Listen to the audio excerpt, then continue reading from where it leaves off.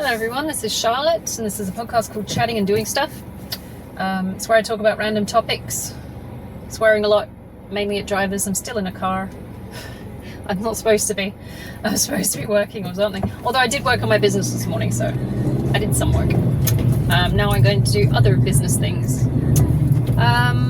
There is a disclaimer at the start of this podcast because I do talk about sensitive topics and I do discuss sometimes horrific things, to be honest, but you know, it's from a lived experience, so at least it's first-hand accounts and shit like that.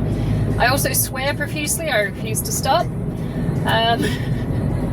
Once you've had your mouth washed out or, you know, been beaten with a spoon and shit as a kid, the first sight of freedom, you fucking go for it. And I've carried that on, so I'm quite proud of myself there. The topic for today is self-sabotage. I mean, we're all guilty of it. And a number of things factor into why we self-sabotage. Essentially, it's the practice or process or behavior of, or personality trait of, undermining achievement or any kind of maybe reaching for a goal or something like that. Sometimes intentional, sometimes unintentional. But it gets in the way of progressing with what you want to get done, essentially. We're all guilty of it. Anyone who's been on a diet knows how shitty it is when you self-sabotage. There are a lot of factors which create an environment in which you are going to self-sabotage. They could be, I mean, it's basically a case of nature and nurture. They talk about it's nature versus nurture. It's not, it's nature and nurture. Because some people may be inclined psychologically to undermine their own goals or progress, and then they may find themselves in an environment which actually promotes it. So it's nature and nurture. Just like any other, you know, things like mental disorders, things like that. It's always a case of nature and nurture. No one can say, oh, it's my natural inclination, I'm going to do it anyway. There is a context you'll find yourself in where it's easier to undermine yourself. Especially maybe in social situations where you find yourself surrounded by people who enable your self-sabotage. If you're an alcoholic, for example, and you're trying to quit drinking, if you associate with alcoholics or even people who just lightly drink socially, you'll find it's harder to give up that kind of addiction because it's justified. I have to do this because my friends do it, and if I don't do this, my friends will, you know, they won't understand, and I'll be ostracized or maybe even picked on, or I'll stand out and I won't fit in. And you know, I mean, that's all symptomatic of wanting to belong. So if you're anything like me and not giving a fuck whether you belong or not, it's a lot easier to give up things like drinking and stuff like that, which I have. You know, I was never really particularly partial to drinking, so I tried it socially and then I gave it up pretty easily because it wasn't something that I was raised with. And if you want to know anything about that, you can go listen to the alcohol podcast I did, episode, I think it's in this stream, it's one of them. But it's the environment you'll find yourself in which can actually enable either self-sabotage or the polar opposite, which is empowerment. If you've got a good support network around you, or if you're fortunate enough to have a good network around you, I didn't. I'm raw dogging this shit. It can be quite supportive and help you in attaining your goals. They're always, psychs will always say you need a good support network, even when you're overcoming things like addiction or even just basic mental health. It's always good to have someone who has your back. Alternatively, and I'm not going to cross it out because that's the way I was raised. If you want to be, you know, trauma responds basically fiercely independent and hyper-focused on not relying on people, also slightly hyper-vigilant about people, you will also find even the environments that you make yourself and put yourself into will affect how you overcome this sense of self-sabotage. For example, I have a severe sugar addiction, and it's pretty fucking cabaret when it comes to addictions, but at the same time, you know, pretty weak, pretty glass and a half when I'm under the table. I don't know if you've heard that phrase, cabaret, but you know, it's pretty weak in comparison to, say, meth. But I know that if I create an environment where sugar or sugary products are in the environment, then I'm just not going to be able to control myself appropriately or adequately. I mean, it's not like I'm going to go into some ravenous, crazy psychosis and devour everything. Although I have had decent binge days. I just know that it's not going to be good for me because I will feel like absolute shit. Because most likely if there's sugary foods in my house, I will probably eat them. Or even close to sugary foods. Like I at one stage bought fat-free peanut butter, like a jar of it, thinking, oh, it's slightly healthy. It's not. They've taken the fat out and put the sugar in, so it's super sweet and it's really nice and it's possibly better than, you know, full-fat peanut butter. But as, you know, someone with sugar addictions like a fucking crackhead, of course I ate the entire damn jar in one go. It's so sweet. So I know that even I can't buy products like that and have them in the house because I know it will be bad for me. The amount of times I bought Christmas foods, for example, in November, thinking I'll get them when they're cheap, because when they first come out they're cheap, and I'll store them away and I won't touch them, and yeah, I ate them. I ate them by the end of November and I was like, shit, I need to buy more. And I thought, well, maybe I could just have Christmas early and then I won't be eating double the amount of sugar and shit. And twice in a row, that's exactly what I've done, because I know by the time I finish my school term, I don't want to be eating junk food and shit, because if anyone online is like a teacher, you'll know that the last 2 weeks of term, last week of term just before Christmas is going to be sugary shit junk food day week. The last 2 weeks. Because all we're doing is class parties and Christmas foods and treats and farewell gifts and morning teas and Christmas parties for the staff, and you know your diet's gonna fuck up in that. Your nutrition's just gone in those 2 weeks.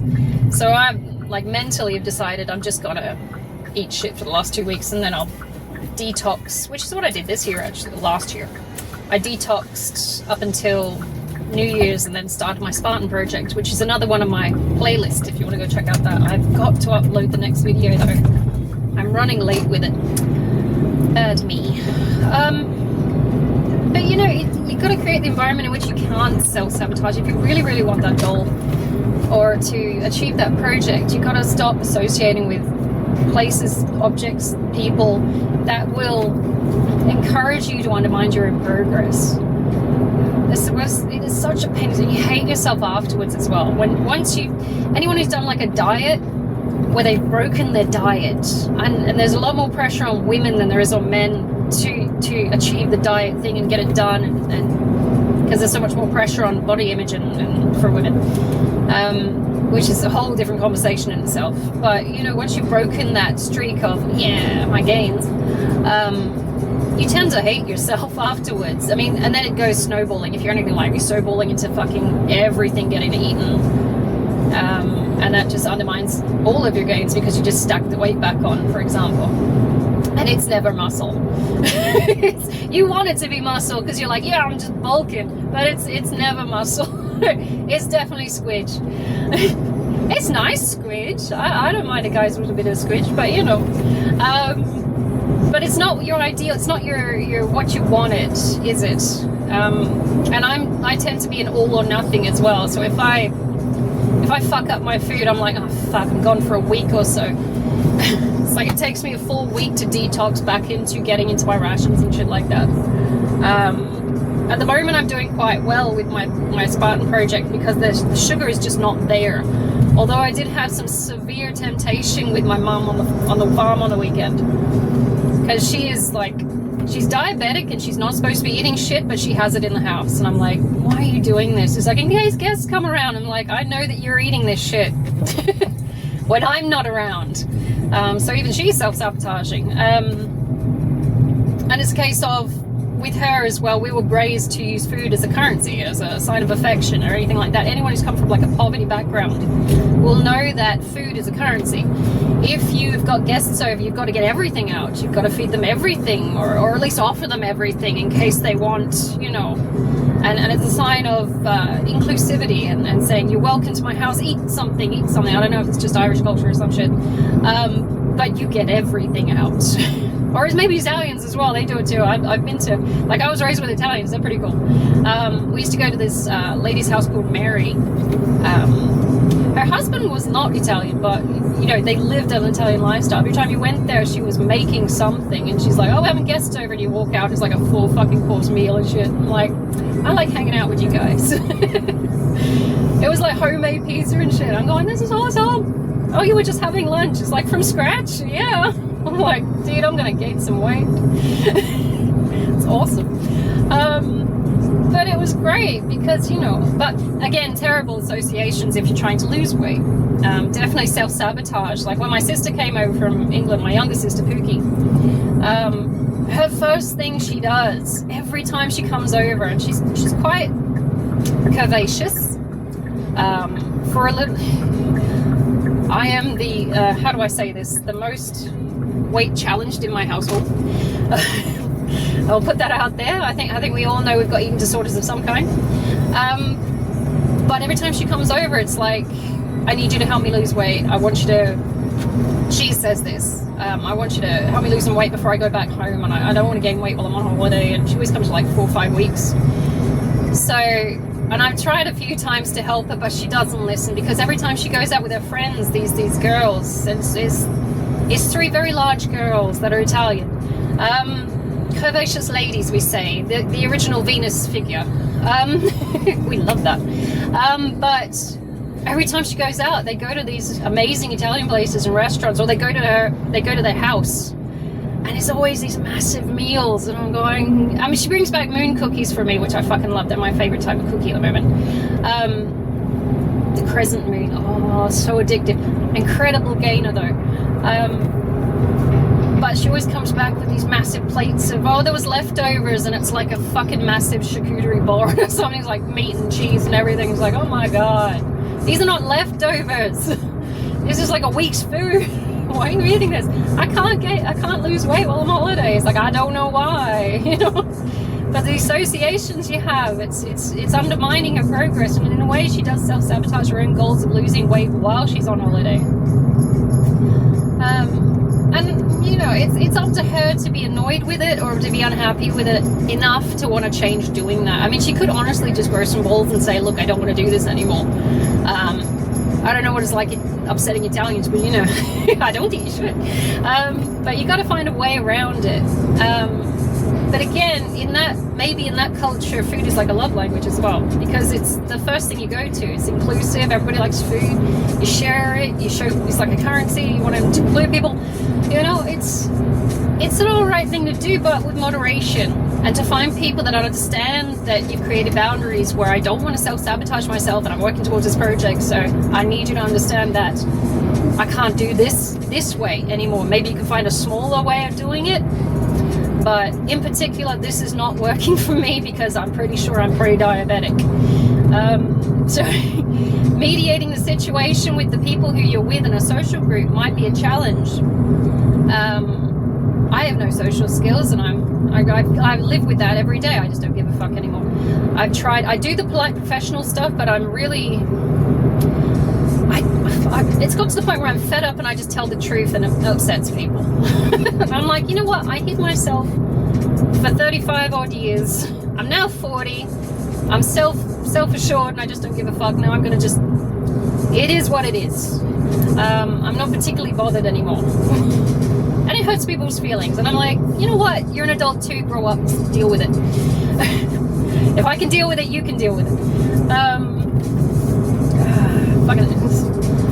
It does sound not very empathetic or sympathetic, but at the same time I'm like, at what point do we stop babying ourselves and deal with the situation at hand? You know, if you're like my sister's about, I'd say, given her height and age and weight, I'd say she's maybe about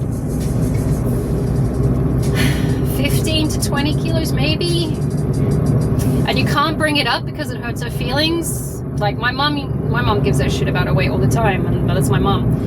She's like that. But even in hinting at it, you got to find a tactical way of dealing with it, and you can sit there and discuss and say, this is what's sabotaging you, this is the habits that's not going to help you. If you want to get to this, you're going to need to do this, but you need to find in such a tactful way that she'll even be willing to listen. And she is like constantly on the defensive about this, and it's because she got low self-esteem, and it's because the snowball effect of the environment we grew up in, the poverty cycle. Everything makes you a bit more sensitive. If you had no money and there was constant arguments about money, maybe you're a bit sensitive about money. You don't want to talk about it, or maybe it's like you get a bit materialistic and defensive about your spending and things like that. Like I would hate if someone told me how to spend money. I mean, I don't spend money generally, but at the same time, it's like someone tries to tell me what to do with money, I tell them to stick it up their ass. Chances are they're not working at the same way, the same rate as me anyway. But you do tend to develop from your environment certain sensitivities when it comes to dealing with your own sense of self-sabotage. What am I sensitive about? Being controlled. I don't like being controlled. I don't like people telling me what to do, and I'm incredibly hard-headed and willful.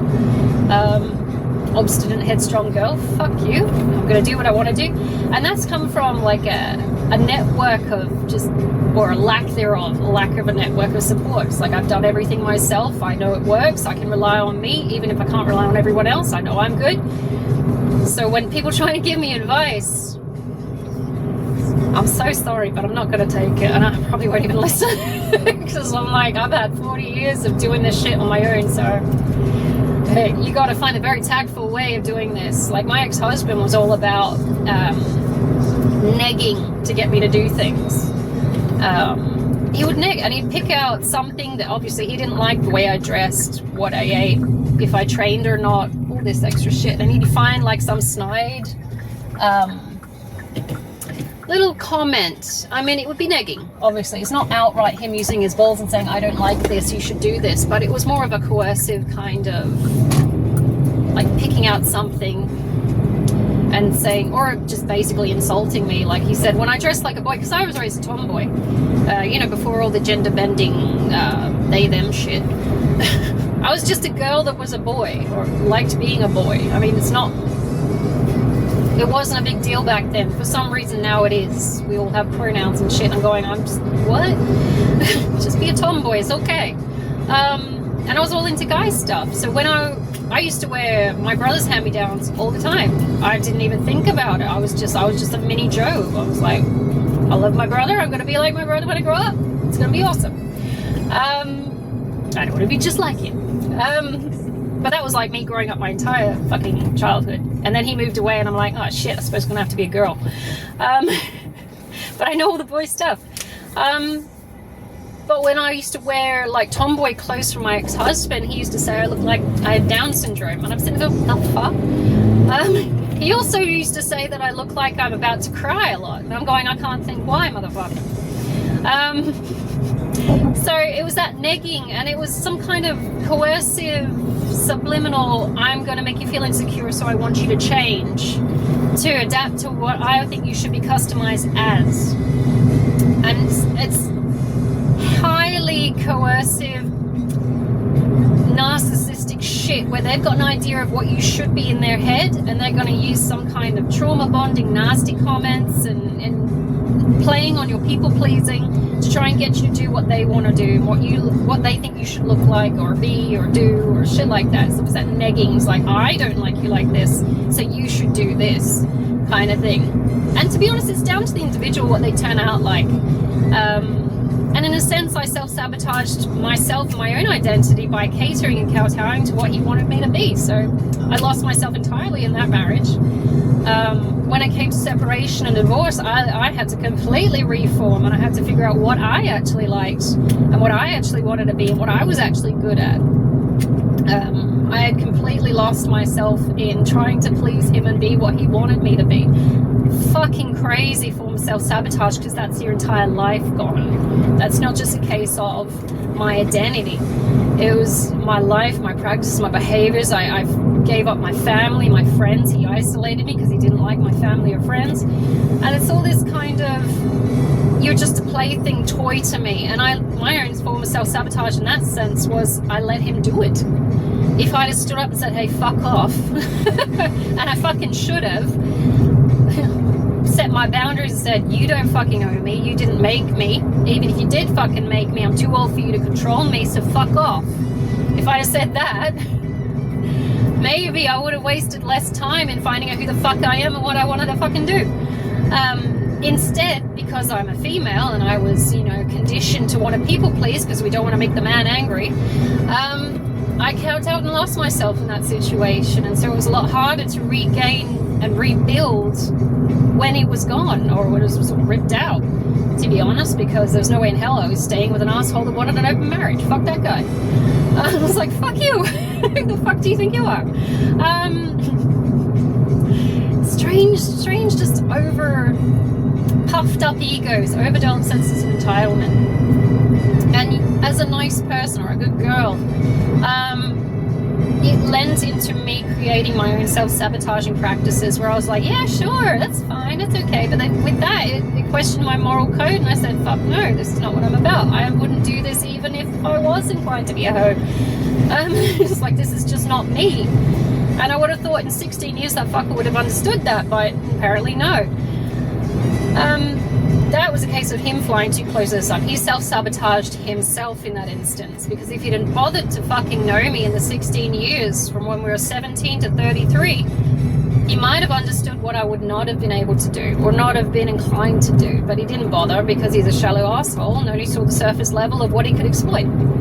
As a lot of narcissists do. They look at what you can offer and what services are good for them to use, and they go, I'll take that, I will lie about that, I will fake an entire personality in order to obtain that. And when it starts looking a bit too much like I'm developing attachment or emotions, I'm going to start trauma bonding. Or if you're pulling away, I'm going to start negging, and I'm going to get you to want to people please me, and you know, there's a whole fucking mind fuck there. Luckily, I was actually raised with that, so it's like, bitch, I know this game. And thankfully, I could draw the line and say, no, this is too much, I'm not doing this, you're not worth this, fuck this, and bounce. Hard to do when you're not raised with it and it's all new. If you've been exposed to it, like my parents are totally the same way. Well, my dad was before he died, but my mum still is. And now it's all about guilt tripping because you can't physically hit us anymore. Technically, you're not allowed to. It's called assault. But when you hit a child, it's fine because it's parenting. Anyone else got one of those parents? I'm going to beat the shit out of you because I'm, you know, like twice your height and 4 times your size, but it's okay because I'm parenting you. So you do it in public, you get arrested. It's like, you can't do it to other adults, but anyone who's smaller and weaker, it's absolutely fine. Strange boomer parenting methods. But, you know, it's the self-sabotage. Do I allow myself? Like, my mum still at this point has got the jellyfish kind of comment. She'll still neg and it will be subliminal, and she's trying to get us kids to turn against each other.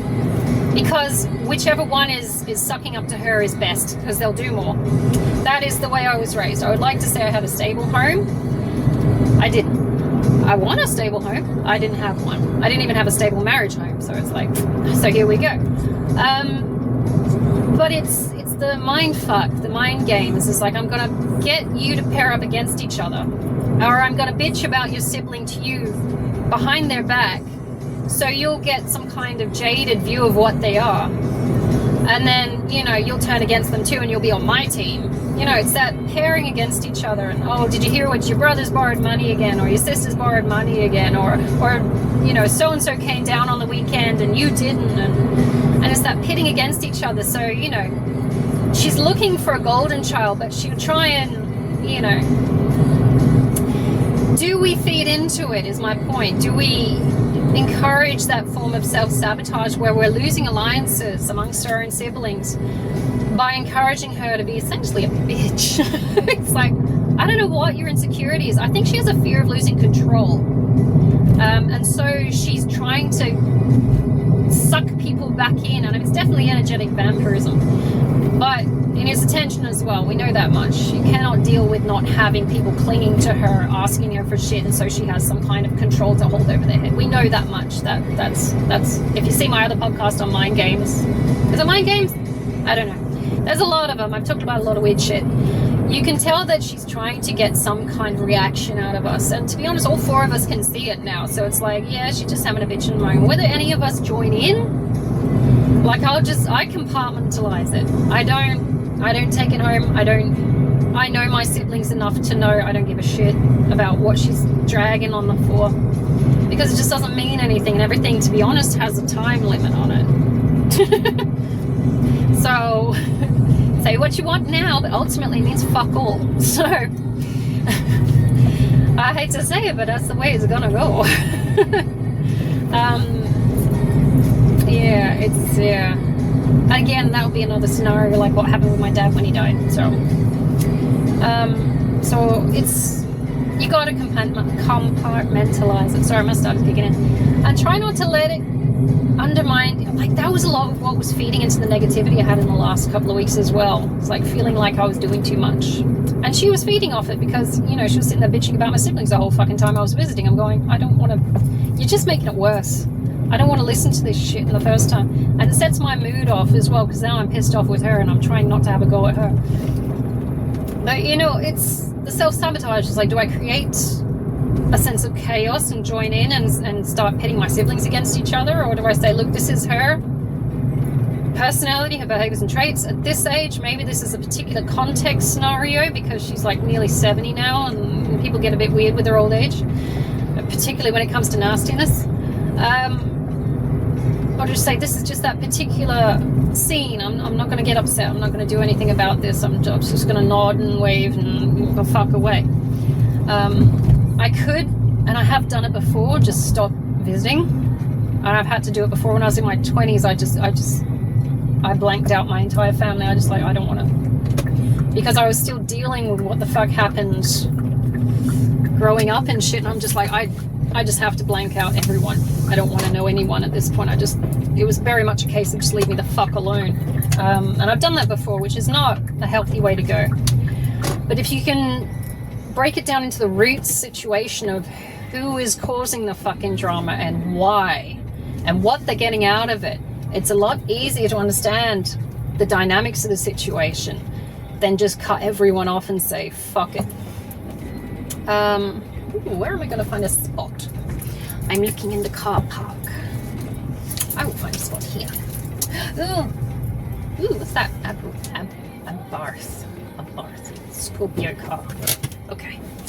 But, you know, I mean, honestly, if you want to overcome anything like self-sabotage, you need to look at what's causing it, what role you played in it. As an adult, obviously, you are accountable for your actions. You can't blame anyone else. It's like, did you rise to meet the annoyance of joining in and shitting on other people? Or did you say, this is fucked up, I don't agree with this, and if it was done to me, I'd be fucking pissed off and bounce. Like, it's up to you. You need to call the shots as an adult. This is your life now. This is not someone parenting you. This is you saying, this is fucked up, I'm not joining in. And leaving. And if you're facing anything like addiction or behaviors which undermine any achievements, you're going to need to start looking at what you're doing to create these problems, because obviously there's some kind of roadblocks you're creating yourself. Maybe you're, you know, not leaving sugar out of your household, or maybe you're associating with people that encourage and enable your addictions. Very simplistically, those addictions talked about. But ultimately, you know, it's down to you whether you want to change enough or not, or if you want to stop self-sabotaging, or, you know, no one can do it for you. And honestly, if you're in a group of people, or if you are with someone who is stopping you from achieving your goals within the time frame you allotted for the project, and then it's not being supportive because, oh, we want to go out drinking early or some shit like that, then these probably are not your friends, and they're probably not your support network, because they're getting in the way of what you want to actually fucking do for the sake of saying that you belong to this group of people, or this person, or this workplace, or, you know, look at what you're doing and what you're allowing. Because if you're allowing people to do it for you, it's still self-sabotage. It's you gotta counteract that, dude. set the tone, set the plan, set the rules yourself, and say, look, if you're not following my rules, or if you're not helping the situation, then I'm not going to participate, and I'm not going to be around anymore to let you fuck up my plans. And you got to grow some balls in that result, you know, in that respect. Because nobody's really, and I find this horrible, is nobody's really going to back you up on that. Nobody tends to defend you, which I find shitty. I'm going, because I defend people if people are being horrible. In fact, I have defended people if people are being horrible. Of course, that person in turn turned out to be a horrible person, so yeah. Mixed messages. Try to know all the facts before you shit on someone. It's like, I should not be defending assholes. So, my bad. But you know, that's part of the naivety of ASD, I think. You're trying to see the good in all situations. And you look at the bare facts and you don't think of what could they be behind the scenes when they're not showing this fucking face. Anyway, I'm going to leave it there. I hope you guys have a fantastic Wednesday. I'm still off work. I still haven't been called in yet. I've got a couple of days booked, but I'm come on, guys. I need my money. Take it easy, and I'll see you maybe tomorrow. I don't even know. Take it easy.